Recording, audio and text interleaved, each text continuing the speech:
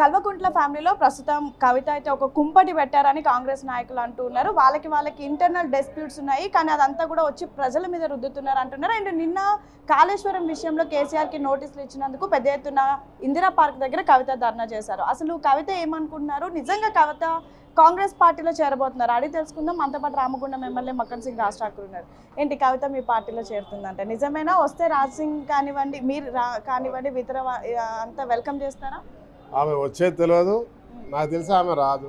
ఆమె సొంత గుర్తింపు కొరకు ఈరోజు ఒక కొత్త నాటకానికి తెరదీసిందని మాత్రం స్పష్టంగా రాష్ట్ర ప్రజలకు కనబడతా ఉంది, మనందరికి కూడా కనబడతా ఉంది. నోటీసులు ఇచ్చిండ్రు, తర్వాత నేషనల్ గవర్నమెంట్ వాళ్ళు ఇబ్బంది పెడతా ఉన్నారని చెప్తా ఉన్నారు. చట్టం చేసే పని చట్టం చేస్తూ ఉన్నది. కాంగ్రెస్ ప్రభుత్వానికి కానీ మాకు కానీ ఎలాంటి దురుద్దేశం లేదు. వాళ్ళ మీద నిందలు పెట్టాలి, వాళ్ళని అరెస్టులు చేయించాలనే ఆలోచన ఉంటే ఎప్పుడో చేసేసేవాళ్ళు. అలాంటి ఆలోచన లేదు. వాళ్ళు చేసిన పని తప్పని అలా రుజువైంది.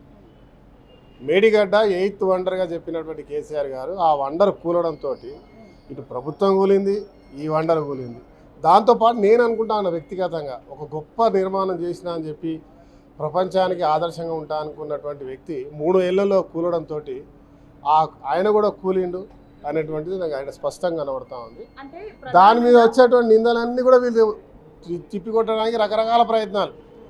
వీళ్ళు అన్ననేమో లొట్టపీస్ కేసులు అంటాడు, లొట్టపీస్ నోటీసులు అంటాడు. నేను అడుగుతా ఉన్న సామాన్యుడిగా, ఒక శాసనసభ్యుడిగానో ఇంకో కాంగ్రెస్ పార్టీ జిల్లా అధ్యక్షుడిని కాకుండా సామాన్యుడు అడుగుతా ఉన్నా, ఒక సామాన్యుడి ప్రశ్నగా, మీరు లొట్టపీస్ అనుకున్నప్పుడు మీకు ఇచ్చిన నోటీసుల మీద మీరు స్పందించారు ఎందుకు? అటెండ్ గారు ఎందుకు? దానికి జవాబులు ఎందుకు ఇవ్వరు? ఏ రకంగా కూలిందనే దాని మీద మీరు స్పష్టమైన వైఖరి ఇవ్వకుండా అది చేయొచ్చు ఇది చేయొచ్చు అనే దాని మీద మీ వైఖరి స్పష్టంగా ఏ రోజు ఇవ్వకుండా కాంగ్రెస్ పార్టీ మీద నిందలు, లేకుంటే రేవంత్ రెడ్డి గారి మీద నిందలు, ప్రతి అంశాన్ని ఒక తప్పుగా వక్రీకరించి మాట్లాడేది తప్ప ఎక్కడో స్పష్టమైన వైఖరి వాళ్ళది లేదు, వాళ్ళకి లేదు. అంటే ప్రధానంగా ఇది కాళేశ్వరం నోటీసులు కాదు, కాంగ్రెస్ నోటీసులు. కేసీఆర్కి నోటీస్ ఇస్తే యావత్ తెలంగాణ సమాజాన్ని అవమానించినట్టు అని కవిత అంటుంది. కేసీఆర్ని అవమానిస్తే తెలంగాణకు అవమానించిన ఆమె అనుకుంటాం. ఇక్కడ రాష్ట్ర ప్రభుత్వానికి కేసీఆర్ని అవమానపరచడమో, కేటీఆర్ కుటుంబం గురించి మాట్లాడుకోవడమో మాకేం సంబంధం లేదు, అంత సమయం కూడా లేదు. మా ముఖ్యమంత్రి గారి యొక్క సంకల్పం ఈ రాష్ట్రాన్ని అగ్రగామిగా ఉంచే ఒక ప్రయత్నంలో ఒక సంకల్పంతో ఆ టీం అంతా కలిసి ముందుకు పోతా ఉన్నారు. ఈ ప్రజాదరణ ఇవి చేసేటివి చక్కపరిచే కార్యక్రమాలు చూస్తూ ఉంటే ఓర్వలేక మాట్లాడడం తప్ప ఏం లేదు. మేడిగడ్డ కూలడం క్లారిటీగా అందరు చూసిన అంశం.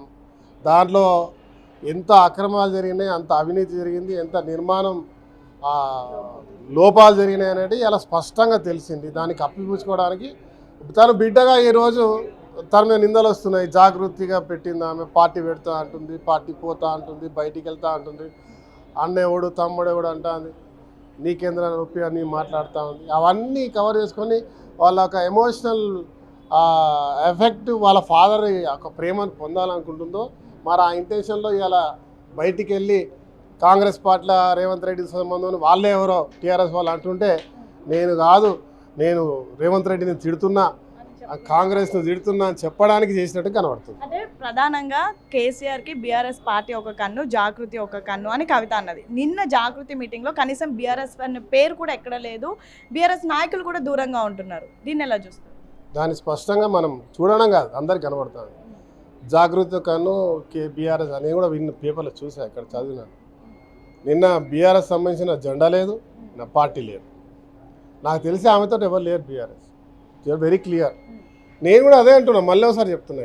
ఇదొక నిన్న ఒక నాయకుడు మాట్లాడారు, టీ కప్పులో తుఫాన్ మాదిరిగా వాళ్ళ కుటుంబంలో ఒక రికగ్నైజేషన్, వాళ్ళ యొక్క షేరింగ్ దేంట్లో అయినా ప్రాఫిట్స్లో కావచ్చు, పార్టీలో కావచ్చు, పొజిషన్స్లో కావచ్చు, దానికి నడుస్తున్నటువంటి ఒక హడావుడిలో తెలంగాణ ప్రజల యొక్క ఒక డైవర్షన్ని చేసి కాంగ్రెస్ని ఏది చేసినా కూడా ఏదో పోతూ ఉంటుంది చూడండి, ఒక మంచి తెల్ల ఎనుగు పోతూ ఉంటే దాని మీద ఏదేదో చేస్తూ ఉంటారు.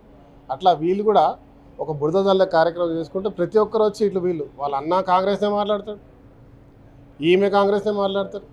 ఇప్పటివరకు కేసీఆర్ మాట్లాడలేదు, కేసీఆర్ వచ్చినాక మాట్లాడితే దాని మీద జవాబు చెప్తే బాగుంటుంది. ఇది టీ కప్పుల తుఫాన్, మరోసారి చెప్తున్నా, ఇది కుటుంబ వ్యవహారం. కుటుంబంలో ఒకరి మీద ఒకరు రికగ్నేషన్ వాళ్ళ నాన్న యొక్క అభిమానాన్ని, వాళ్ళ నాన్న యొక్క గుర్తింపుని పొందడానికి చేస్తున్నటువంటి ఒక డ్రామా. ఈ సింగరేణి పైన కూడా కామెంట్ చేసింది, ఇకపైన తను సింగరేణి వాళ్ళ కోసం పోరాటం చేస్తానంటుంది. మీకు సింగరేణి గురించి వెల్ నాలెడ్జ్ ఉంటుంది, అంత మీకు తెలుసు, దీనిపైన ఏమంటారు? సింగరేణి కార్మిక టీపీజీ కేసు సంబంధించిన అధ్యక్షురాలుగా ఉండేతాను. నేను కవిత గారిని, గౌరవ ఎమ్మెల్సీ కవిత గారిని అడుగుతా ఉన్నా, వారు ఉన్నప్పుడు డిపెండెంట్ ఉద్యోగాల అంశంలో మీకు సంబంధించిన వాళ్ళు మీరే కేసులు పెట్టుకొని అరెస్ట్ అయ్యి మీ అధ్యక్షుడు లోపలికి పోయాడు. ఒక్కొక్కరి దగ్గర 15 లక్షల రూపాయలు తీసుకున్నారు. ఒక రిటైర్డ్ కాబోతున్నటువంటి ఎంప్లాయీ డిపెండెంట్ ఉద్యోగం పెట్టిస్తే ఎక్కడ కూడా జరగకుండా సింగరేణి కార్మికుడు తెలంగాణ ఉద్యమంలో ఒక ముందు నిలబడి పోరాటం చేసినటువంటి ఒక గొప్ప పోరాట స్ఫూర్తి కలిగినటువంటి కార్మికులు. ఆ కార్మికులందరూ కూడా ఒక అవకాశం ఇస్తే వాళ్ళని నిలువున ముంచారు.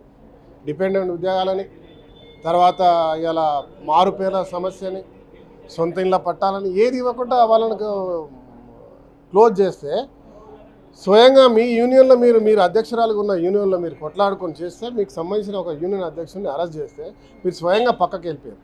ఇన్ని రోజులు ఈ 10 సంవత్సరాలు ఏది కూడా పట్టించుకోకుంటూ అధికారం నుండి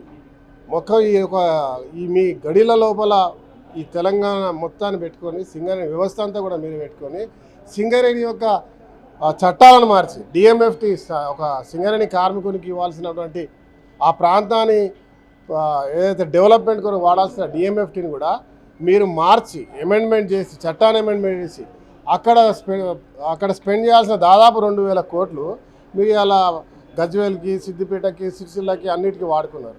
అలాంటి మార్పు తీసుకొచ్చిన వాళ్ళు కార్మిక సంక్షేమం గురించి ఏ ఒక్క పని కూడా చేయకపోగా మీ మాటల ఏదైతే పద్ధతి ఉంటుందో దాంతో ఎప్పుడు కూడా వాళ్ళని మభ్య పెడుతూ దాటేసుకుంటూ వచ్చారు. దాని పరిణామం మొన్న ఎన్నికల్లో చూశారు.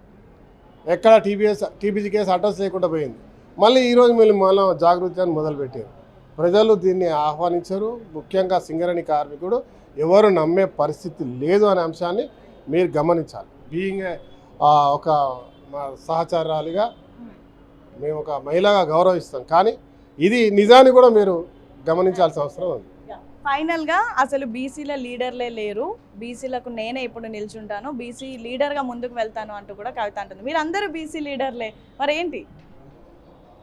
సంతోషం ఆమె బీసీల పట్ల మాట్లాడుతున్నందుకు. ఇప్పుడు కానీ ఈ 10 సంవత్సరాలు ఎక్కడికి పోయినామమ్మా నేను అడుగుతా ఉన్నా.